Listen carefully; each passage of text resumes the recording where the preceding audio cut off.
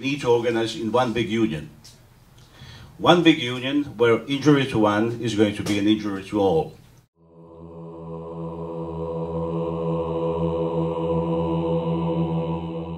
It's titled Anarchism's Principles and Prefigurative Practices, and my name is Cindy Milstein. Because we are what we eat. We know that's true. And what else is new?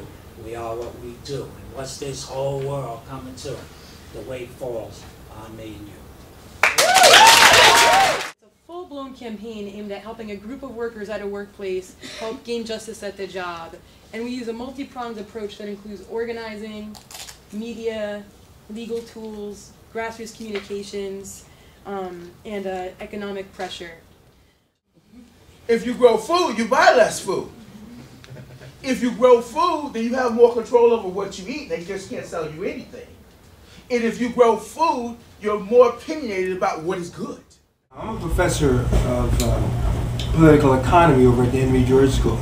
I teach the history of land, labor, and capital, also fundamental of economics. First, I think in New York City, I feel like there's more than I feel like the anarchist movement, though it's not moving in the traditional, in the forceful sense that I think most of us would like us to see. I think it's far more than a scene, and I think nationally too. I think a lot of people in this room and the connections and the organizing that they've done together is more than a scene. If it was anarchist or anarchist influence, it was called Voices in the Wilderness. And there were people from that group that did go to Iraq and did sit in target areas to prevent the bombing of those areas. You're familiar with them in the IWW? Wildlies used to get their own folks or people who are very sympathetic elected to local sheriff's offices so they wouldn't break strikes. In the context of relationship of anarchism and Marxism, about the possibility of creating a movement that's going to be truly relevant. It's going to be based in the mass, in the self-activity of the people.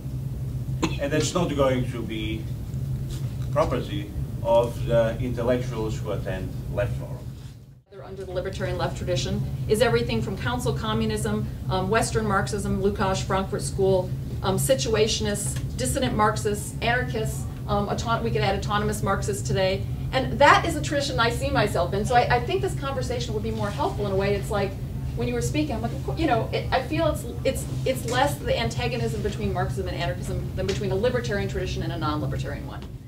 Of it in a reformist sense, we're going to go out and not challenge the state and not challenge capital, but we'll build all the institutions and cooperatives and info shops and other good things, and these things will eventually grow a Proudhon strategy. The alternate credit union, it'll grow until it'll take over the whole society, and we'll have a utopia, a wonderful society, a place to stay and so forth. A different conception, and one which is, in my opinion, consistent with the libertarian aspects of Marxism, is to say what we want a society which is the self-managed society, self-managed of the working people and the masses of oppressed and so forth people, and the way to get that self-managed democratic society is by organizing self-managed groups of working people and oppressed people to go fight for their rights and for a new kind of society. And that prefigures the new society. In the struggle, in every strike, in every mass movement, you're prefiguring a free society. We are now in the second major collapse of capitalism in 75 years. And if you count, there were about a dozen smaller or not so small downturns in the interval. If you live with a person as unstable as the economic system in which you exist, you demand they get professional help. Americans need to stop acting and thinking like Americans and think for humanity, not just humanity, but the whole world is at stake, The work of Bob Avakian for the last 30 years has been to actually evaluate and sum up the experience of the working of proletarian rule, the first wave of revolution, of communist revolution in the world. We're with the League for the Revolutionary Party. We're Trotskyist group based mostly here in New York City and in Chicago. URPE, the Union for Radical Political Economics. First started organizing ourselves together sort of to provide an alternative perspective in the economics profession. And I'm here with FAIR, Fairness and Accuracy in Reporting. We're a media watchdog group. We've been around since 1986, and we monitor corporate media. We have a radio show called Counterspin, which you can podcast at www.fair.org. We have a magazine, Extra, which is a magazine of media criticism. So well-documented criticism of the issues of the day comes out every month. We're here to support the passage of single-payer healthcare system in the United States. Creative messaging such as, your ass is not covered. I love it, I love it. Your ass is not covered. I'm Alex Peterson. I'm with the Media Education Foundation. We're a nonprofit organization, and we produce and distribute documentary films. And our films our main mission is really to critique and challenge mainstream media. So we do that by looking at representations of media and gender, media and race, media and politics, media and sexuality. And we also look at the overarching media ownership structure and how that influences the kind of media that we see and don't see.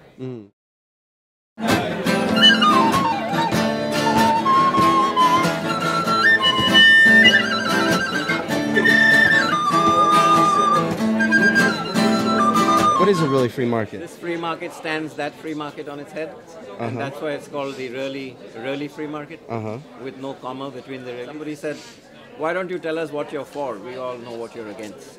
Yeah. And so they came up with this idea that let's show how another world is possible and how we can create, even on a short-term basis, we can create a setting where money doesn't exchange hands, and yet people go away with a lot of satisfaction. Or part of Surreal Estate, but you're telling me it's not a collective? It tries to be. It tries to be. Yeah. Could you tell us a little bit about it? Yeah, I would say it's a community. And it tries to run by collective process, consensus-based decision making. Yeah. But that is more of a dream than a reality. The other thing I want to say that's really amazing about anarchism is that it allows the constant recreation of our politics. Like, what was around in 1920 isn't necessarily what we're talking about today. And that's okay, because it wasn't written in a few books by a few guys that we name our theories after. And then we have to kind of make a way to fit what we're doing now into that. We're like,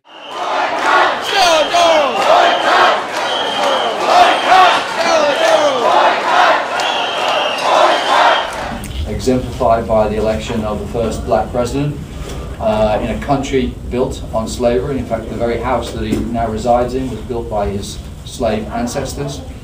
And so that has given hope to the country about, we played a role in that, what else can we have? It's what we do that's important.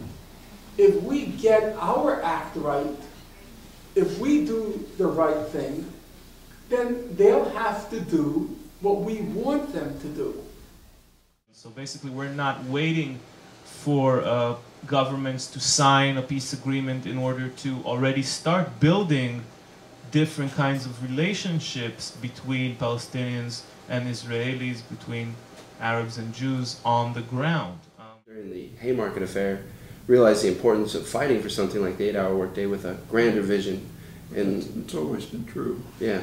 I mean, if you take a look at, I suppose, the most venerable anarchist journal in the world, at least in the English-speaking world, is Freedom, which comes out of London. But if you look at its pages, a large percentage of it is dealing with reformist programs, supporting for workers' rights, for human rights, for decent pay, benefits, and so on. These are different parties. They're not all parts of a single vast conspiracy or something like that. Republicans are different from Democrats not because they agree to be different to fool people, but because they're controlled by different blocks apart, by different blocks of businesses. Nation woefully underachieving in virtually every category. 1 out of every 5 Americans don't have a job. Almost 15 million unemployed. More Americans are depending on food stamps and food banks, especially senior citizens. Homeless rate is growing at an alarming rate. A few weeks ago, this was a brand new model home, and you can see them destroying it right now. It's sad to watch, actually, knowing that someone could have lived in these homes. First increase in the suicide rate in a decade. 47 million Americans are uninsured. Take all that money we spend on weapons and defense each year and instead spend it feeding, clothing, and educating the poor of the world, which it would many times over, not one human being excluded, and we can explore space together both inner and outer, forever.